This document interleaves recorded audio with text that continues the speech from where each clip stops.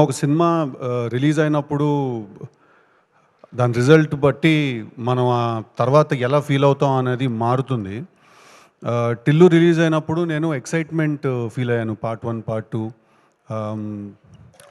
దాని తర్వాత 'Tillu square' release అయినప్పుడు నేను కాన్ఫిడెన్స్ ఫీల్ అయ్యాను. ఆహ్, ఎంతో కొంత కాన్ఫిడెన్స్, ఎక్సైట్‌మెంట్, ప్లెజర్ ఇలాంటి ఫీలింగ్స్ అన్నీ ఫీల్ అయ్యాను. నేను 'జాక్' రిలీజ్ అయినప్పుడు ఆహ్, ఎక్కడో ఎమోషనల్ లాస్ ఫీల్ అయ్యాను నేను. సారో ఫీల్ అయ్యాను. సాడ్‌నెస్ ఫీల్ అయ్యాను.